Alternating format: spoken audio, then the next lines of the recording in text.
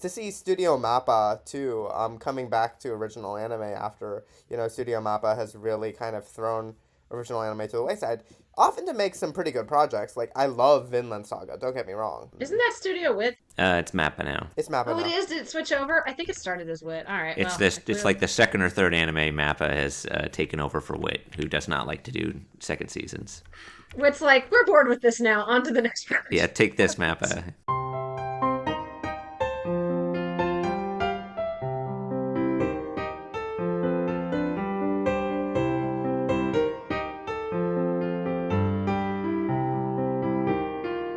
Hello and welcome to Chatty AF, the Anime Feminist podcast. I'm Dee, former AniFem managing editor, now lurking in the office vents.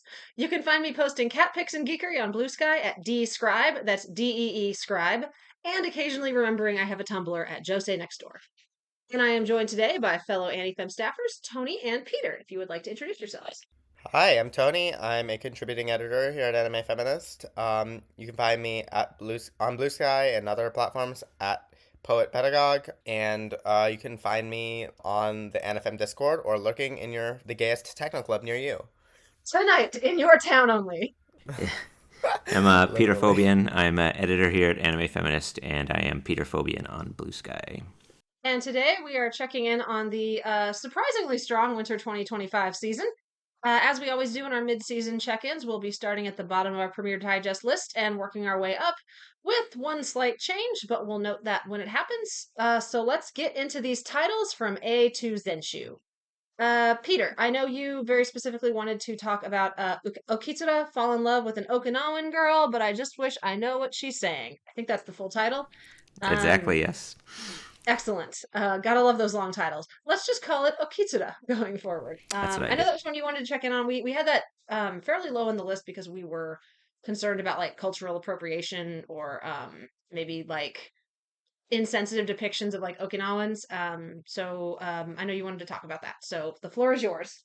Yeah, I definitely get putting it down in red flags because that is it would be a major concern. But from what I've watched so far, at least at about the halfway point, I've been well, honestly, I'm really enjoying myself, but I've been kind of looking out for that. And while maybe I'm not the best member of the staff to make a judgment one way or another, I know Chiaki's also really been enjoying the show. I think it's really kind of both attempting to show some funny quirks between the way that Okinawans and like Honshu Japanese works, not in a way that says either side's like wrong, but just like in how it can create funny misunderstandings. For example, Okinawans like use when they say I'm going to do something like going to the bathroom. It would be tori ni ikimasu, but they would say tori ni iko, which is the volitional form, which is usually used as an invitation. So somebody says they're going to the bathroom, and the main character who's from Tokyo thinks he was just asked to go to the bathroom with them, and then he follows them in, and they're very confused about that. And then a girl who is too shy to ask him out on a date accidentally does so by saying she's going to do something. So just that kind of as a Japanese student, I think it's especially gratifying to actually understand these jokes. But the series also does a good job of explaining them, the translation, and even the show itself to Japanese people. That I think it come across really well. It doesn't get too obscure. And besides that, I think it's got a really kind of funny and interesting love triangle between the main characters. And the rest of the time, it's just kind of informing you about Okinawan culture and Okinawan life. It goes over like how they handle typhoons and how DVDs are still popular over there because they get power outages during typhoons. So it's kind of like all the guys go to bars and get drunk, and they go to DVD stores in case the power goes out, and they all have battery-powered DVD TVs, that kind of thing.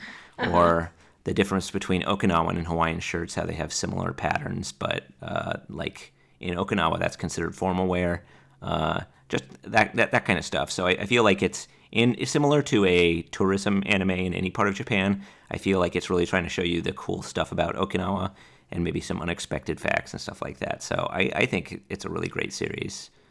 Cool. So a little bit of an edutainment series that it sounds like I mean, I can't speak to the validity of it, but it sounds like there's been an attempt to like actually research the culture and spend time in Okinawa and all that jazz. I know Chiaki has been pretty high on it. I think she's already basically said she wants to write a recommendation for it at the end of the season, which is very awesome that she feels that strongly about it like halfway through.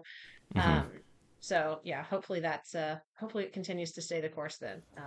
I have a question though. Yeah, I mean, you bringing up it being like a tourism anime, like a tourist anime, brings up concerns for me, just because a lot of some of my Okinawan friends talk about like kind of the colonial relationship between the larger Japan and Okinawa and how that plays out in the tourism industry in Okinawa. And I'm curious if it's ever acknowledged that like Okinawa is effectively like a colony of Japan. They do not get into that. I also maybe tourism anime. I think I was trying to kind of compare how it's rolled out. Although I think in most tourism animes they specifically like show you places that you can visit in that location, whereas this series is more focused on culture and life in Okinawa. Right. So it's not like I don't think we've been introduced to places that you could potentially visit if you wanted to go to Okinawa. It just Right. tells you more. But yeah, it definitely doesn't get into the colonial relationship. so it doesn't No. necessarily feel like it's advertising Okinawa as like your next hot vacation spot. It feels more like it's trying to explain, like tell you about the culture there. Yeah, it's not Luna Zombieland Saga or anything Yeah, like that. Yeah. without necessarily getting into the political details, which is a shame, but I'm also not particularly surprised. Hmm. Same Tony, here. if any of your Okinawan friends want to write an article about the show for us, like let them know because Yeah, that sounds like a really great piece. that would be a fascinating perspective. Yeah, Hmm. I'll see it. I'll see what they think. cool. Okay, well, let's go ahead and we're gonna skip around. Peter's watching a bajillion things, but we're gonna kind of focus on shows that the AniFem Patreon voters asked us to look at, and then also shows that two or more of us are watching currently. So we're gonna skip up the list to Sakamoto Days. Quite a few people requested a update on this. Peter, you are the only one watching, so it's your turn to monologue again. Let's go. All right. I feel kind of like a spoil sport after knowing that so many people wanted to hear about this. But I previously read the manga for, I want to say, 10 or so chapters when it first came out, and I fell off pretty quick. And I'm watching this show and kind of remembering why. I don't know. The series just kind of has one joke, which is like, a fat guy can fight well. Isn't that funny? Oh, I hate that. A lot of jokes and a lot of like the visual humor are like he punches somebody in his jowls or like shaking like Homer Simpson when he gets poked in the doctor's office. I hope people still understand that reference, but I got that reference. yeah. And then also when he gets really serious, he sucks in all his fat and becomes a thin guy again anyway. So which is something that happens to every fat fighting character in every shonen anime, which I also don't like. Also, I kind of picked out something in the anime that I didn't really in the manga, or at least I don't remember, but it seemed like it was really interested at first in having Sakamoto be a silent protagonist. Like, he doesn't talk at all, completely nonverbal at the beginning. And then I feel like, and he does a lot of stuff like when he wants to come up across a message, he'll point at a sign in his store or do something like physical to indicate what his thoughts are. Which it sort of immediately copped out on by the sidekick who shows up in the first episode and brings him back into the world of hitmanning is psychic, so he can read Sakamoto's thoughts. So you get to hear Sakamoto talking just by thinking words at him anyway. And then the series just loses interest in that altogether. Sakamoto at some point just starts talking. And they completely give up on the silent protagonist thing. So that was the one part that I thought was sort of interesting, that it just kind of backed out on. I could make a really good comparison to Cassandra Cain's Batgirl, but that might take too long. But and one of the reasons why I don't read DC Comics. I also I don't think that the jokes are very funny outside of Sakamoto, and the action's not that good either. And I just feel like if you wanted to watch a series like this with an overpowered main character that's got comedy in it, there's Mob Psycho and One Punch Man, which both do it way better. They are about the same as far as their female cast. I so far I know there's like some female characters that certain people have been looking forward to, but they just have the one girl in the main group and then one villain who she's really into guys like yelling at her or something like that. And finally, the last thing I want to mention is the more I watch the series, the more I realize it's really heavy Gintama stolen valor going on. It's got like the same central trio, like a silver-haired main character who is kind of goofy half the time and fights really well another half the time. The kind of straight-laced guy, and then a Chinese girl with red hair that she has in buns who is kind of chaos energy and does martial arts really well. And then I remembered that I realized Sakamoto also has the same VA as Gintoki as well. So now I just can't get that out of my head. Whenever I see the art, even it looks like they're even positioning the characters the same way in a cityscape rather than an ancient Tokyoscape. So oh my god. I can't unsee it anymore. So the anime knew. The anime had to know to make that casting call. Yeah, I think they're just like, oh well, this is obviously what the author's doing, so let's just get Gintoki in there. Let's call it an homage. Sure. Yeah, but unfortunately, I don't have too many compliments for the series. Yeah, it sounds like you're kind of just watching it because you have to watch it for work. I picked this one up specifically because it was on our list, requested by the fans, which is why I feel particularly bad about just insulting it for the past 5 or so minutes. Well, we appreciate the update, and I will say sometimes we get votes on shows that it isn't necessarily because our audience is loving it. It is partly because they're like morbidly curious about it. So this may have been one where folks are like, "Well, I've heard good things about it, but I'm worried about like the fat phobia. Does that tone down?" And it sounds like it continues to be pretty much like a sequence of bad fat jokes. So that is unfortunate, but yeah. So thankfully there are other good shows this season that you can watch instead. I did want to note real quick before we move into stuff that we're all watching together. We did have a decent number of folks ask us to check in on Sorairo Utility, the golfing show. I was trying to catch up on stuff before the pod, and I watched the first episode of Sorairo and the first episode of Flower and Hana, and Flower and Hana sang to me loud more strongly. So I ended You mean up Flower and Asura, right? Flower and Asura. Yes. Hana, Flower. Yeah, my brain went Japanese and yeah. Yeah. So I ended up watching that one instead. So I've only seen the first episode. Rai is kind of keeping up with it, but they're a couple behind as well. So we don't really have much to say about this one other than pretty fun sports anime from what Rai has told me. We will do our ample best to have someone caught up and able to provide an update at the end of the season. I will say, the end of the season pod is definitely going to be a lot of sequel discussion, though. Oh, almost certainly. I am watching a lot of sequels this season, although I've fallen behind on those because I had to catch up on. I'll get there. Eventually, I'll get there. It's going to be a But yeah, lot of fun.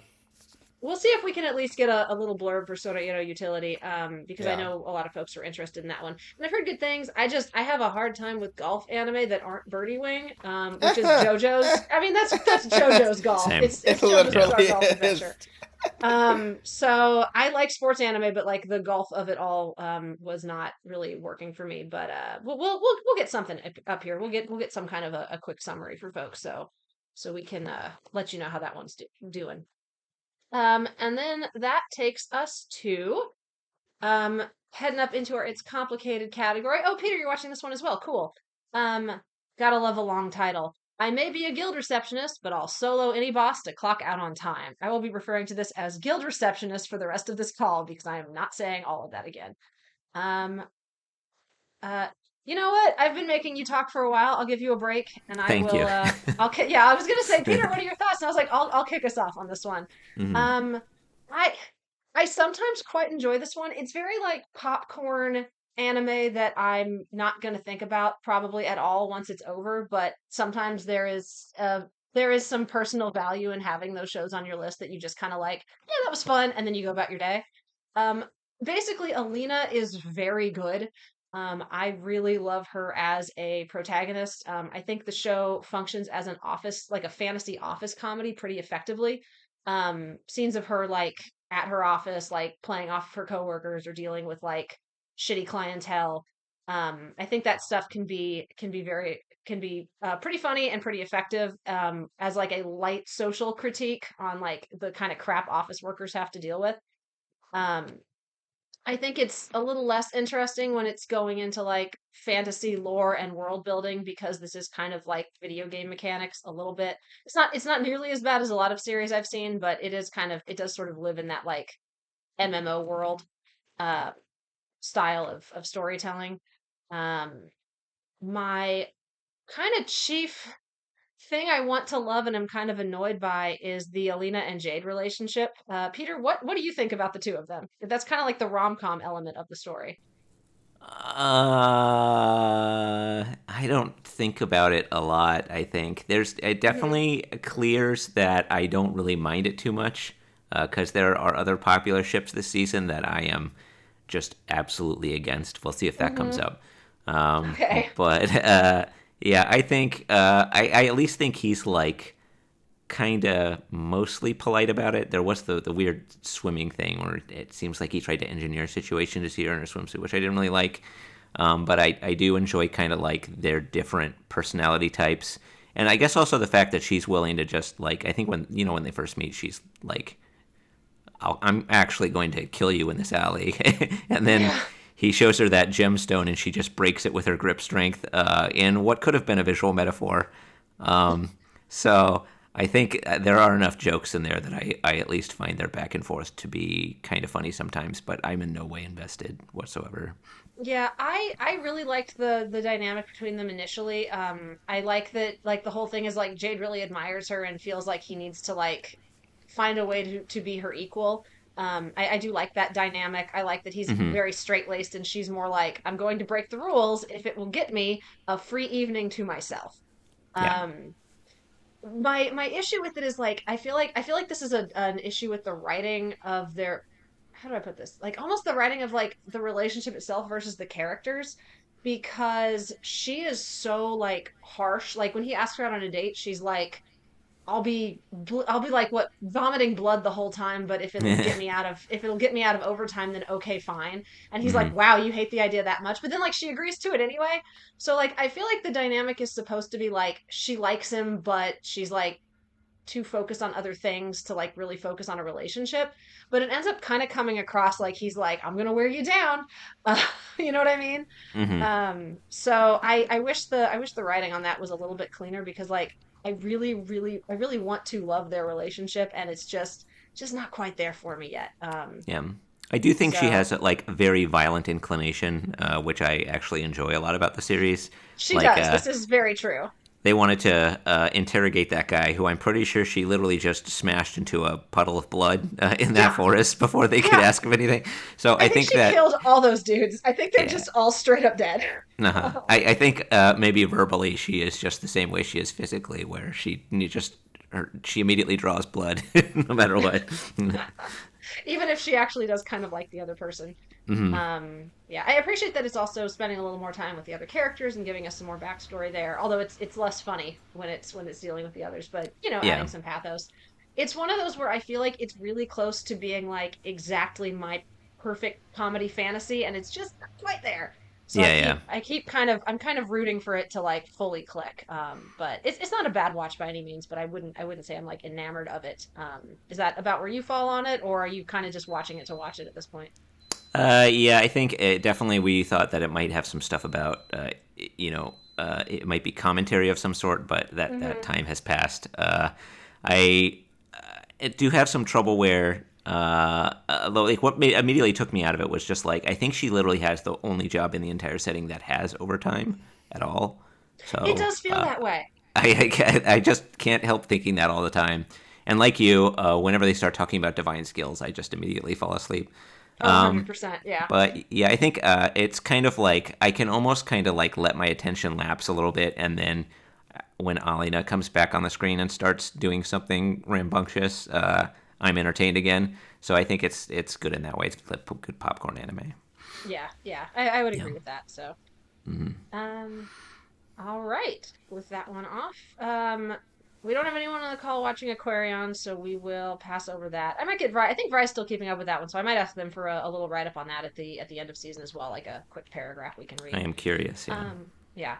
Okay, folks, this little bit of a plot twist. The next show on the list would be ZENSHU, but we are going to save that one for the end because all three of us are watching it, and I feel like we all kind of want to talk about it for a little while. So we're gonna save that one for the finish. So we're gonna skip past that one real quick and go to Medalist. Tony, you get to talk. Welcome to the podcast. Hi. So Medalist is actually a show I have a huge amount to say about. I love this show. It's Mm-hmm. probably one of my top two shows of the season. I'll Mm-hmm. just say it. It's my top show of the season. Um, and I think that's largely because of Tsukasa. I love Tsukasa as a character. When I first watched it, he kind of put me off because the first thing he does is he acts like kind of the cop of the rink and like chases down a girl who's like, kind of like getting into the ice skating rink for free and is like, don't do that. And like at first, I was kind of chafing at that because I was like, what's going on here? But then I realized he did that because he's a big baka dummy. Um, and I'm like, okay, I can vibe with that. And then he revealed himself to be both a big baka dummy and also someone who's like deeply concerned with trying to teach her how to be responsible and also is a fantastic teacher. A beautiful golden retriever of a man. Yes, agreed. Yes, he's wonderful, but he's also incredibly intelligent about how to effectively set boundaries as a teacher and to make sure that Yeah. he is um that he's engaging in meaningful support of his students in ways that give them agency, right? Yes, absolutely. But also give them support to, be able to engage that agency effectively, right? And Yeah. show them the kind of unconditional positive regard that Inori, I want to say. Inori? Is that what it is? Inori, you're Yes, right. he shows her this really profound unconditional positive regard that is actually really crucial in understanding how you work with young people. Hmm. And that's how he like provides her care. That's how he maintains appropriate boundaries. And it's interesting how they contrast him with these other coaches who sometimes don't know how to set boundaries with the children in their care, right? Hmm. And I think that um it's really amazing to see a representation of a teacher student relationship that feels so authentic to what I know makes a good teacher student relationship based upon my own Hmm. experience as a teacher. Because so much of anime, I think, tends to present teacher student relationships in these kind of weirdly either cold and distant ways or like in ways that come across as don't not always like maintaining proper boundaries or like have this kind of fetishized like be a hard ass on your students and they will improve. I mean, I haven't seen a lot of sound euphonium, but that's how some of that sometimes feels to me. 100% agree with you. I really loved the when Inori is trying to figure out like what she wants her program to look like, and he gives her options, and he goes, "Well, you could do this, this, or this," and then he says, "I'm going to leave it up to you. What do you want to do, and I will help you make that happen." And I really liked that element of like again encouraging her to have her own thoughts and agency and grow while also like kind of setting clear boundaries because she is still just a kid and like you can't just like throw her to the wolves and say figure it out. So yeah, I agree. I think he's a wonderful teacher and I love him a lot. But I was curious what your thoughts were on there's the kind of subplot with the character names are gonna escape me here, and that's fine.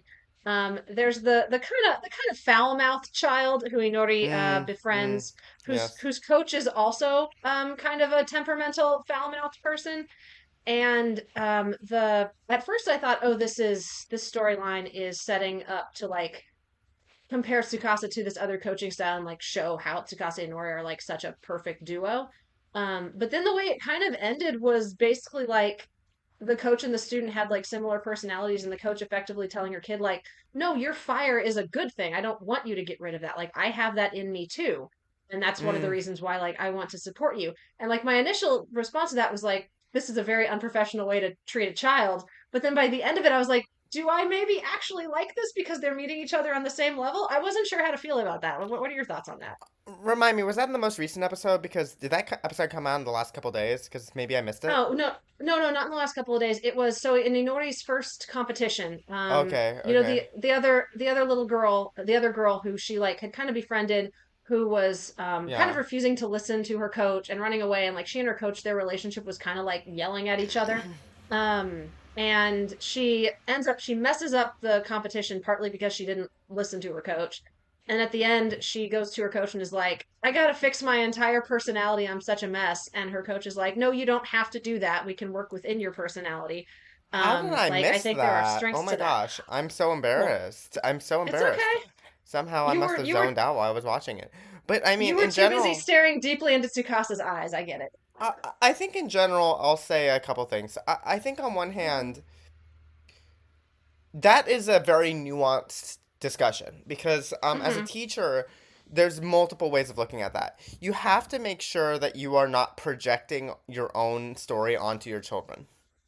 Right. That is a very dangerous thing to do and a very common thing to do as educators, and it often leads to a savior complex that leads to lack of boundaries Hmm. in the relationship and potentially a more controlling relationship where you try to push the child into the dreams that you couldn't have, right?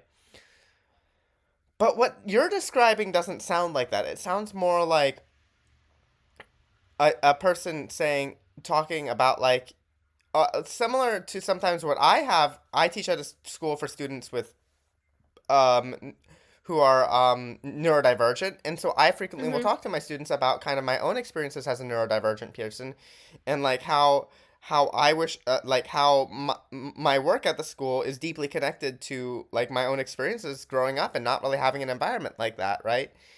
Right. And how they're they're the things that they often feel slightly ashamed about are actually the things that make me want to stay and make me happy that I'm here Hmm.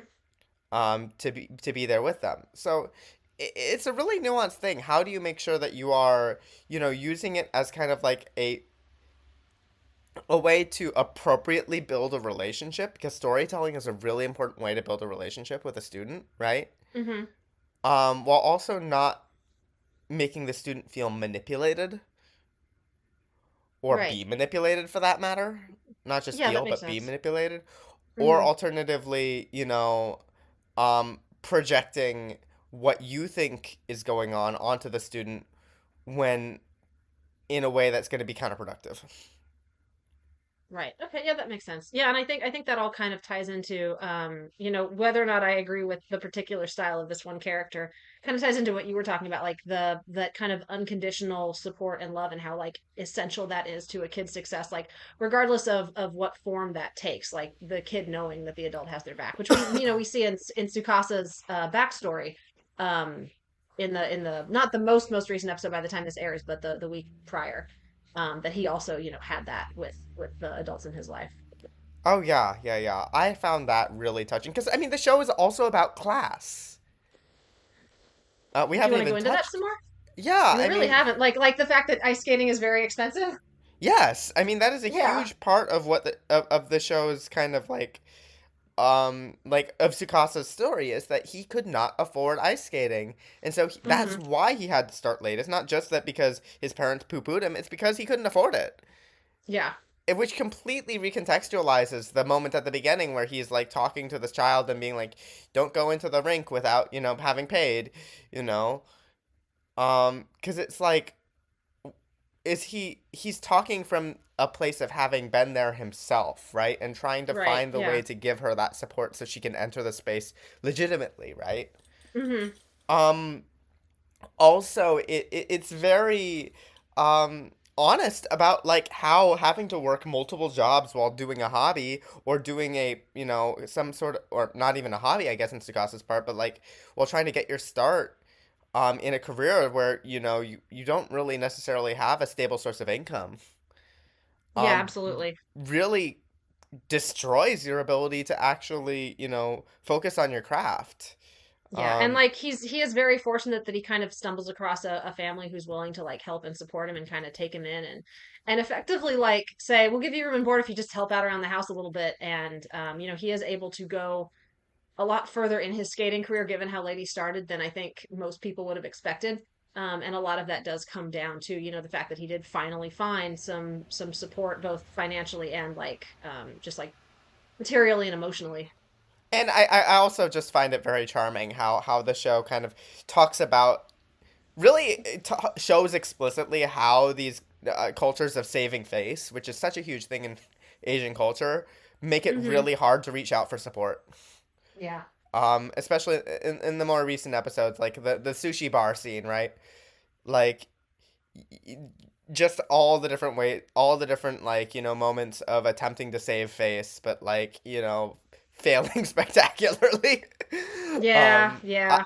I found very satisfying as somebody who myself has to often navigate differences in class between me and either people I'm dating or people who I'm friends with, Hmm. and how difficult it can be to kind of talk about money when you have to save face and appear respectable at all times, Yeah. Yeah. The like difficulty of reaching out for assistance. Absolutely.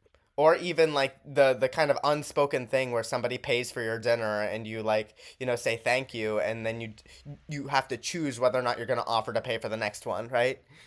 Sure. Oh, absolutely. No, I know what you mean. Yeah, the no, no, no, no, you can't. You don't have to. No, I got this. I promise. And there's like at least you have to say that like three times at least before you can fighting move on. Fighting over the Um, check, yes, is a huge yeah, thing. um absolutely. Um, oh yes, I'm from the Midwest. It is similar here. yeah, yeah, yeah. So yeah, no, I feel that for sure.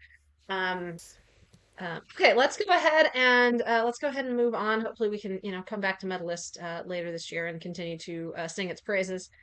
Next one up is for me and Peter, Honey Lemon Soda, the shoujo teen rom-com of the season. Uh, Peter, you had plenty of time to rest your voice. Would you like to kick us off on this one? Yeah, I can start. Although I feel, God, I just have a weird kind of perception of this anime. I guess it's kind of like doing a lot of things that I think would really annoy me, but in a way that does not annoy me. Specifically, the main character is in what's her name, Ishima, is Uh, Uka Ishimori. Yeah, yeah, Ishimori. I know the Ishi part because yeah. Stone. Yes. She is very kind of. I mean, I definitely sympathize with characters like this a lot, but it's kind of a tightrope as to whether they can get really kind of annoying or just the way they're portrayed can just be as a constant sort of nervous downer. Hmm. But I feel like the series is really successfully walking a tightrope with her. I think what really helps is her internal monologue is really good Yeah. about not just the ways in which she is uncertain about basically every situation she walks into, and kind of she doesn't really. You just kind of get a perception of what has happened to her rather than the show explicitly stating it, and kind of her strategies to and desires to turn her life around rather than her kind of lamenting how she has so much trouble with social interaction, and Hmm. her aspirations are just kind of like live a normal high school life in which I have friends who don't hate me. So I think it's really successfully pulled that off, and it does have some scenes where like uh, as opposed to that kind of becoming very overwrought, I feel it's very impactful. I did have that one scene which I think it's got like 100% hit rate on me, where they say that thing like, oh, I don't have to lie to my parents anymore when they ask me if I made any friends or if I had a good day at Yeah. school. Yeah, yeah. Yes. Well, whenever it's framed that way, it's just so freaking tragic. Just like, oh, it wasn't even that I was suffering. I just felt so bad about lying to my parents every day. Yeah. Like you're really trapped as a kid, and so I definitely. Maybe I just sort of recognize that it's a very rocky terrain they're navigating, and they're doing it pretty well. That said, her situation or her relationship with Mira kind of started off also in a way I was concerned about, where it kind of seemed like Uh-huh. he was her motivational speaker who she was in love with. Yeah. Yeah, but I don't. The anime is it's weird, but in a way that I'm enjoying. The last thing is just kind of the way her class interacts with her feels kind of like bullying half the time. like they're razzing her to try to get her to react in a weird way because she's so non-socialized. Like I remember, like when Mira caught the eraser that's thrown at him because he's sleeping in class, everybody's applauding, but then everybody points out that she's applauding, maybe because that's sort of an unexpected reaction out of somebody who would choose to sit in the center front of class, which kind of felt like bullying. But then in kind of the ways that followed up, it seemed like they did find her endearing, but I don't know for somebody in her position if that would be a very positive experience. Yeah, I think the dynamic they're trying to hit with her is that like she is like this very smart school who went very smart kid who went to kind of like a just sort of casual high school. Like they point out early on, like we're more of a social high school. Most of us, none of us, nobody here is planning on getting into like a fancy college. Hmm. And so I think there was this kind of expectation, and because she was so quiet to start the year, I think there Yeah. was kind of this thought of she was just like this very withdrawn, like smart kid. And so like the teasing to me comes across as very like true to life high school, like I'm trying to make a connection with you, and the way I do that is through humor. Like, I didn't know that you would get excited about stuff like this, or it's cute that you did this or that. So to me it doesn't really come across as like bullying. It comes across more as just like teenagers like trying to connect with each other through teasing. Which Hmm. was definitely how I engaged with most of my friends in high school. So maybe that's why I read it that way. Hmm. um, I did have the thought in one of the last two episodes. I think when one of the other classmates was talking about like Uka having to learn to like read the vibes of the room. I was like, could you narrative version? And I will throw that one out to our listeners at home, our audience, because I don't think I have an answer for that, but I think that might be an interesting read to have on the character. Um, It did cut to her looking up the definition of vibe in the Yes, library after which was that. excellent, and I was very Yeah. proud of her for that. And it's that question of like, is are we should we read her as like, can we read her as neurodivergent, or do you just read her as like somebody who's been very shy and got bullied, and so just hasn't had a lot of social interactions with kids, which is which is also a very true to life and related and realistic experience. So. Yeah. I think it's an interesting conversation to have, not one that I'm here to like make a statement about. But maybe something that I'd be curious to hear other folks discuss. Yeah. One thing I do like about the show is I was really worried early on that it would be like Uka becoming super codependent on Kai. And I like that a lot of there's been a good balance of like some of the romance scenes with the friendship stories and her connecting to her class and her like, stepping up and wanting to like be an active part of the school festival and like, engaging with other people that way. Hmm. I also really liked in the last episode, like Kai has a conversation with his friend where they're basically like, she's becoming really dependent on you. This is concerning. So I was like, oh, the narrative is aware and the characters are aware, which is wild because they're teenagers. Yeah. Um, but I was glad to see that the narrative also knows that Uko runs the risk of becoming kind of codependent here, and so like the fact that it knows that's happening gives me more confidence that the story is going to like take their relationships and that character in a healthier direction, as it continues. I will say just briefly, the episode 6 had a very weird directorial vibe to it that was completely different from the episodes before it. I loved Um, it. it I kind of loved I liked it kind of, but it was so different from what came before it that the inconsistency really threw me off. Yeah, I So get that. I don't know if the director was like, the studio execs aren't paying attention anymore, time for me to have fun, or what was going on there.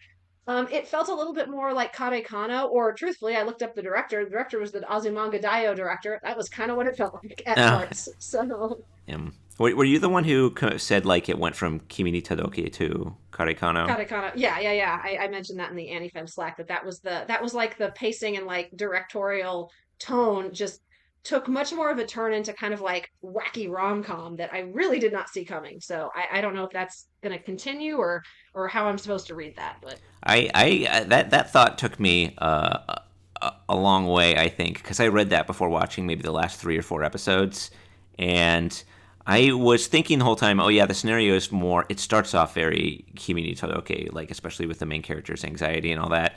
Um, but the class energy definitely seems more Karekano, where they're almost kind of like a collective character who is acting as like a straight man to the hijinks of the main character, like this very like big reactive energy to they're almost like an audience, right? And they're reacting and participating in the play. And I noticed that was happening more and more, like when I was talking about the scenes where they were razzing her, where it was feeling like they were all kind of participating in a performance. So that I was getting Karekano vibes already off of their class as a collective. That sort of led into that episode, which for me, and I'd seen clips and stuff, would maybe made it feel a bit more or less jarring, I should say. But yeah, I think that was a really good thought that you had. Oh, thank you. I appreciate that. Thank you for No the problem. affirmation, Peter. Sure. Um, yeah, so it's I will say it certainly wasn't boring. So I'm kind of curious to see where the production goes from here. And like I said, I have more confidence in the overall story that it knows what it's doing with its cast. So Yep. fingers crossed, we're back with more good vibes at the end here. Also, Um, I love a rom com where the guy has an ex girlfriend who actually turns out to be pretty cool rather than just the villain. yeah, that was It's pretty. nice. That was a nice touch. The show does do a nice job of zigging when you think it will zag, which I appreciate as someone who's watched a decent number of shojo like teen rom-coms. So Good stuff. always always good to have those elements in there.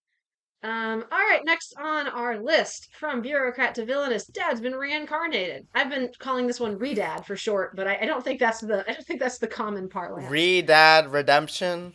Has it? Redad, I like think it'll need a ReZero. redemption after the last few episodes. Oh my god. Yeah, I know you've been. I think you had higher expectations for this show going in than I did. So I know the last couple of episodes have definitely not clicked for you at all.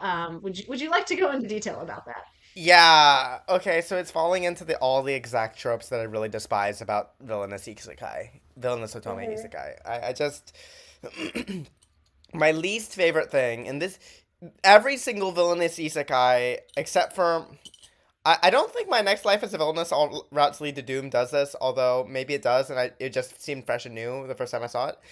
But a lot of them just have these episodes that just stretch for on and on where you're training in the magic system that has absolutely no relevance to the plot whatsoever. Yeah, And is absolutely completely inconsequential in terms of like what it's like the checking off a box of what you're required to do when you do an isekai, which is to have a fantasy magic system, right? it definitely got distracted with game mechanics for a little stretch there, and my eyes glazed over. So I feel you. It was like a whole good 2 episodes of that, and the dialogue just became the only thing that was happening was characters literally telling you what just happened, right? Like, oh wow, she just switched from fire to ice. It's a water. How did she Yeah, do that? Oh, she I did feel blah like blah blah blah blah blah blah. yeah.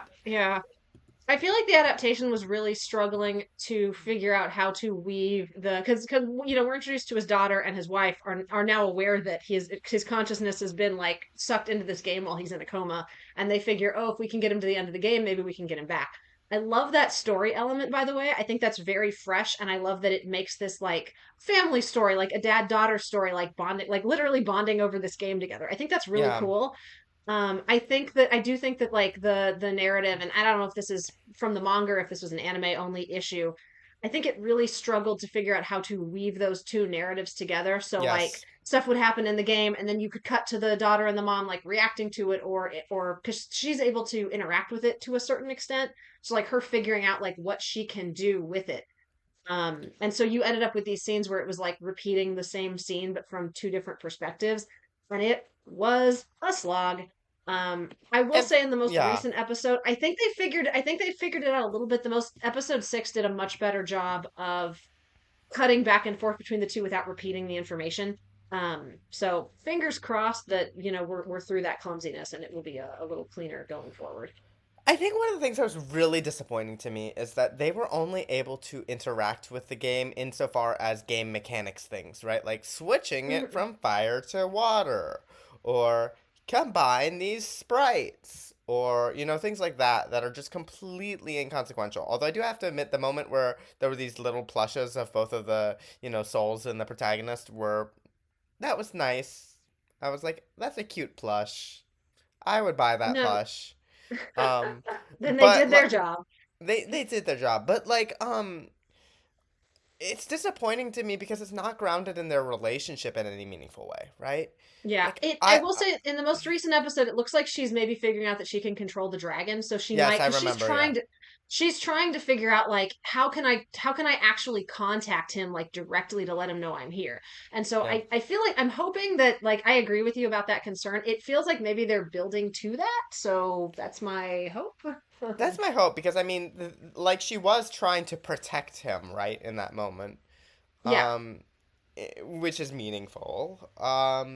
But I really want to see that be more grounded in their relationship. And my impression is a show like Endo and Kobayashi, um, did that fairly successfully. If it did. Yeah, by comparison. I liked that one. It was clumsy along the way, but it did a really nice job of kind of building up. And well, that one was more about like the relationship between like a person and like fiction and like the kind of like Mm-hmm. bonds you can develop with fictional characters in terms of like helping you through rough patches in your life. Right. Whereas this one is more about like actual people like a dad and a daughter like connecting over this game and like her trying to help him out. So it's a little bit of a different vibe, but yeah, no, there's definitely a similarity there. And in that one, they were like directly talking to the characters, and she Right. hasn't figured out how to do that yet. So there is definitely a weakness there. I agree. And I feel like it would just be so much more meaningful to me. I know I'm basically saying I wish that the show was different. Um, but I do think that there's a weakness here in that it's harder to feel a sense of like investment in that when it feels very one-sided, where the daughter and the Yeah. mother care a lot about the father, and making sure that he's safe, but then the father's just kind of like rolling with it and not even like he hasn't even thought about like how his daughter and his wife are doing like this Yeah. entire time.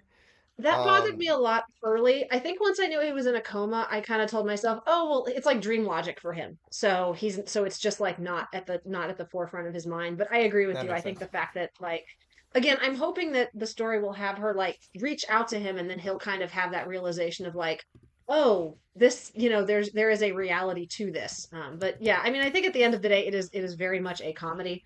And and Yeah, it might be a tad unfair for us to ask more of it than that. that's fair. Yeah, and on that note, I just hope it starts going back to being funny again. Yeah, it did the back half of episode 6 did a better job of going back to being a dad otome, where he's like Yeah. getting really emotional about what great parents the other kids have, and like figuring out ways to like work around the social mechanics based on his life as like a Hmm. office worker. So yeah, I agree with you. I hope it's able to stick to that and not get too mired in like game mechanic and plot stuff. So for sure. Yeah. So yep, it sure does need a Redad redemption. And let's hope it gets that. We'll see. Yeah, I'm still gonna stick with it because there's enough here to kind of keep me interested. So, I'm gonna keep watching um, it. Yeah. yeah. Okay, we are. Gosh, man, I really thought we were at a good clip, and now I'm not. I don't feel so good about our clip, but it's fine. We'll get through Flower and Asura. We'll try to do this one quickly. My main thoughts about it are I really like it and it's good. Peter, you're also watching Flower and Asura. Yep. I think I'm pretty much on the same page as you. I don't know if I have too much to say about it. I do like that it's kind of directly. I think this is kind of a common theme in shows where you get a sense of that the character has some self hatred. Hmm. Uh, like you could say that about Honey Lemon Soda. She just doesn't like the fact that she can't socialize the same way that other people can. Uh-huh. But I feel like in this one is kind of directly tackling the subject where she says, "Oh yeah, I do not like myself at all. Dictating is like the one thing I want to do well." And I feel like the one of the reasons she was resistant to get into it initially was either that she really didn't feel like she like deserved to be able to do it, but also perhaps that if she failed at it, that would mean that there's nothing that makes her special anymore, and only the parts that she hates about herself are actually real. Um, so I felt like it very directly confronted that, which I enjoyed. Um, I liked that the head of the broadcasting club was very aggressive about recruiting her, but not in a way that really turned me against them. Like, I know everybody loves Run with the Wind, but that really poisoned me against that series when the main character, the guy was essentially blackmailing people into joining Oh, the yeah, no, race. he was way over the line. Agreed. Yeah. So I just couldn't enjoy the series after that because I felt like everybody was just being compelled to do this thing, and in some cases extremely in a way that was dangerous to their own health. So Yeah. in this one, I feel like she's very aggressive, but she also is she doesn't step over that line for me, and she's like genuinely interested in her as a person as opposed to what she can do for their track and Yeah. field team. Say, Agreed. yeah, And I think Mizuki also, like, I mean, very, Hana doesn't say I don't want to do this. She's like, well, I can't. She kind of has excuses, right? She's like, well, I can't because of the ferry. I don't want to put anybody out. I live a yeah, long way away. So I think Mizuki also kind of picks up on, oh, this is something she does actually want to do. She just needs someone to encourage. She just needs that push. yeah, And I think she does a nice job of meeting her on her level, getting to know her, like you said, and I wouldn't call the show gay, but I would say it's pretty queer. oh yeah, In Hana's, she is very enamored with Mizuki, and I feel like the fact that the story she decides to read, like the connection point there is like an underclassman like declaring their love for their senpai, and she's like, "Oh my God, this is the story I want to read," and I'm like, mm, yeah. yeah, Not that I necessarily think this is going to end in like a kiss or anything. I think the anime is also like playing up the intimacy between them a lot with some of the visual metaphors and things. yeah. It's Um, very in the tradition of sound UFO anime in that Hmm. it way. well, and it's one of those things where I wonder how much of it is built into the because it's the same writer. How much Yep. of Yeah. it is built into her novels, and how much of it is just the anime staff going, "Okay, Eugene." Uh, Hmm. so I don't know where specifically it is coming from. I really like their relationship. Like, and I'm one of those people who I am because we do get Yuri anime now, which is terrific, and BL anime now, which is terrific.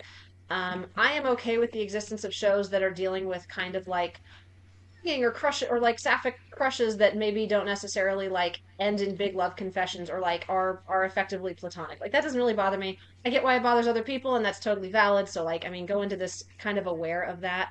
Although we don't know how it ends, so for all Yeah. I know, they will get married. Hmm. But yeah, I think as far as like being a coming of age club story, I think it's very effective. I was telling you this off the call. There's definitely a part of my brain that imagines a version of this done by like a top tier like director and studio where it is like bar none the best show of the season because of the way it handles the visual metaphors during the characters recitations, which doesn't say I think this is a good adaptation. I don't think this is bad by any stretch. It's Yeah. just there is definitely in the back of my head like, oh, I'm picturing a version of this that is like anime of the year. Um, Hmm. I think, but yeah, I really like. I think the character writing is very strong. I like that like everyone kind of has their own motivations and goals for the club, and the series is pretty accepting of those different motivations. It doesn't like come down on any one particular character. So overall, I've been pleasantly surprised with this one. I basically like low key binged it the last week, and am excited to see where it goes from here. Yeah, I like Sound UFO. It really digs into like people's reasons for joining club and like the different things that those club activities are related to, both interest wise and career wise, which I think is interesting. And it Yeah, also absolutely.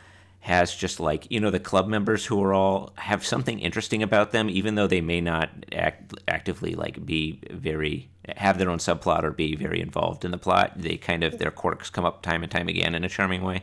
Yeah, you So get the yeah, sense that every character is like a fully realized character, even if they're not on screen. Like you yep, you know they're doing things when they're not on camera, hmm, which is a good uh, mark of character writing, I think.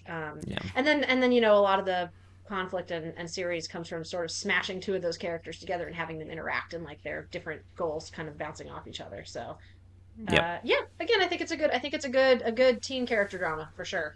hmm, same. Um, all right. Now we are on to our final show. We have not given ourselves enough time. I'm sorry, everyone. We're going over. Um, ZENSHU, my personal favorite of the season. I am absolutely enamored with this series. How y'all feeling about ZENSHU? Oh, I love it. It's great. Nice. You are also fond of Zenshu, Peter? Yeah, I have. I like it a lot. I think it's. Uh, I'm just checking myself real quick. I think it's pretty much. It's got the most interesting story and setting of the entire season. Pretty easily. I think it clears everybody else pretty easily. I hope I'm not saying anything insane right now, but just from top of the head. I really like the premise. What I kind of actually wish they would do this a bit more is what they were doing in a lot of the early episodes. Natsuko kind of interacting with this story that she feels such a deep connection with from her childhood. Mm-hmm. Like I remember the first series, the part where they were running in, and I think somebody was supposed to die, and it cut to her in the theater watching that, and that hit. I like that made me wonder how many cartoons have maybe indelibly traumatized me in some way that I still don't recognize Oh, to this day. I definitely remember how traumatized I was by watching Digimon growing up. Mm. Oh yeah, That yeah, yeah, yeah. that show was traumatizing. Mm-hmm. So I think that's kind of a really interesting part because from the premise that we would first find out, it was like I was worried that it would be like, oh, she's having trouble writing a love story, so she gets sent to this world and falls in love, and then she makes the best romance anime ever, or something like that. But that does not seem to be at all what it's about. Oh, absolutely I not. like that it's set in someone else's series that she feels a deep connection to, and she's kind of exploring this world, and it's kind of redressing her own relationship with art, both this particular piece of art and just kind of how her entire creative career has come from it. Really great Yeah. idea. Yeah. Yeah, I think it's like it's simultaneously like, a love letter to the fiction that like moves us and impacts us. Hmm. It also, I mean, God, it's so nice to see. It feels like a classic isekai. Like I know she might be dead. We know she's not. She's gonna come back to life at the end. Yeah. But Definitely like not. in the sense that Yeah. like there is sort of that power fantasy element to it, which is true of all isekai, that like you get brought into this world and you have some kind of special ability that makes you like, important in this world. But it's also that like journey of discovery and her like growing into herself and like a coming of age. She's an adult, but you can have a coming of age as an adult. Um, Absolutely. Yeah. and especially it does such a good job of threading the needle of I like stories about like loners having to like learn to like work with a community and like cooperate with others. I think they can be. I have written about this in a Team Rocket essay I wrote for AniFem, but I think there can be a danger when the main character is a female character of like pushing them towards like, well, they need to be more feminine and softer and like, uh, stop being so bossy, basically. And I Hmm. think this series does a really excellent job of like it doesn't take Natsuko's like assertiveness or her it doesn't force her to be somebody she isn't. She just has to learn like that she can't do everything on her own. Nobody can. Yeah. So I think that has been like a really good character arc for her without it feeling like weirdly gendered, which can sometimes happen with stories like these. Well, I Um also think it's interesting, like in the last episode, for example, her the whole thing that she realizes is that she needs to literally draw a staircase for the other people to climb, right? Like she mhm. has to be willing to use her powers to kind of like allow other people to meet their best potential, right? Yeah, to support others. Yeah. And also like she herself is being supported by the definitely gay dragon who is like um who's a justice who's lifting her up so that she can best do that, right? So it's all about like everyone leaning on each other and like best um supporting each other through their various strengths and gifts, rather than necessarily she needs to learn to be bossed by somebody else, right? Or she needs Yeah, to learn absolutely. to like In accept other people's, domineering yeah. leadership, right? Or Yeah, in some in man's some ways it domineering leadership. sorry. In some ways it feels like she's having to learn how to be a leader because she's a director and part of being a Right. director is like also knowing like when to give material to other people and trust other people with things and like, that element of teamwork of like you said we're all like working together on something. So yeah, it ties in really nicely with her story. The other thing I love about this is it kind of feels like a fic almost, Oh where yeah. Natsuko gets sent into her favorite anime and is like, oh, but my favorite anime is actually tragic and there's some like pretty glaring plot holes Oh, and true. character development issues. Oh yeah. And so she gets to fix she gets to sort of like write the happy ending for these like characters who have left such a strong mark on her. So I love that the way it plays with like transformative fiction. I think is rare to see and like really really cool because it is very supportive of like what's happening on screen. Yeah, and I really like how a lot of it comes from like in the most recent episode, she was really enjoying drawing like expressions on the characters' faces that she never saw in the anime. Uh-huh. So she's able to more deeply engage with this piece of art that she really loves through this weird ass thing that happened to her. Yeah, and Uh, like she keeps learning things about the character. She was like, "That wasn't on the character sheet. I didn't know that about you." And it is yeah. that, again, it is that sort of that almost that fanfic, that transformative fiction element of finding the information that's like in the gaps, Hmm. and rewriting some of the characters. I definitely get the sense that Yamazaki Mitsue, the director, whom I love, and so nice to finally see her just like let loose to like do it. I just knew if they just let her loose, her original project would pop. But like, there's clearly an element of autobiography in this, so it does make me wonder like how much of herself is built into Natsuko, Yeah, for sure. which And I mean, it's I think especially satisfying and gratifying for me to see kind of um I know this is just kind of bringing up my favorite things because they're my favorite things, but I mean, she was mentored by Ikuhara, who has created what I think are the greatest original anime of all time. Hmm. I mean, yeah, he's incredible director. He No, is, no yeah, argument there. he is the original anime guy for me. So it's just very satisfying to see her, like, especially to see Studio Mappa too, coming back to original anime after Studio Mappa has really kind of thrown original anime to the wayside, often to make some pretty good projects. Like I love Vinland Saga. Don't get me wrong. Isn't that Studio Wit? It's Mappa now. It's Mappa Oh, it now. is. Did it switch over? I think it started as Wit. All right. It's Well, this. I It's clearly. like the second or third anime Mappa has taken over for Wit, who does not like to do second seasons. Wit's like, we're bored with this now. On to the next Yeah, take this project. Mappa. Yeah. We got you a hit. You're welcome. Hmm. Um, Interesting. Okay. Yeah. Sorry, that was my mistake. That. But yeah, no, no, I agree. I mean, I always love an original project, and I love when any director with a strong sense of style, but especially female directors, because there aren't as many of them and they don't get as many chances, are given an opportunity like this. So yeah, Zenshu has been just a joy every week for me, and Yeah. I'm really excited to see where it goes and how it ends and how it may or may not break my heart by the finale. Yeah, and it does seem inevitable that she will return from this experience, which is Oh kind of yeah, harkening back to the more classical isekai, where it is like exactly. you go there and then you have your formative transformation and come back and take that with you to the real world where it makes you a better person, It's or it's a more there and capable. back again story with like actual stakes instead of just being wish fulfillment escapism. Which, like, look, Yeah. we all there's a place for wish fulfillment escapism in everybody's lives when it's nothing but that.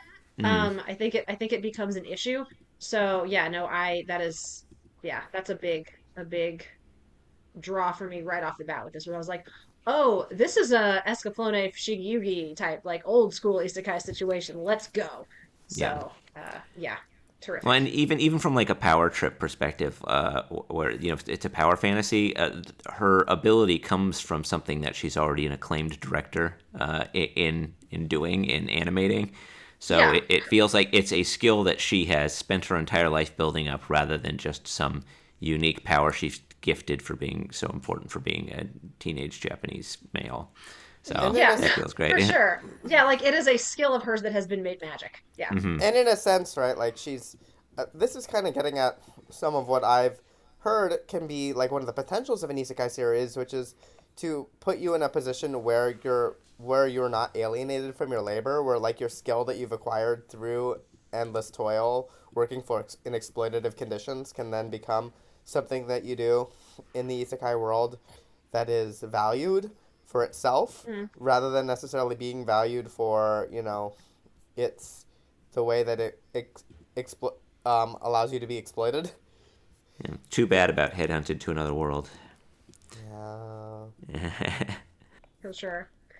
Okay, we should probably start wrapping up. Do we have any other thoughts on Zenshu here? Any fan friends? How do y'all read Justice?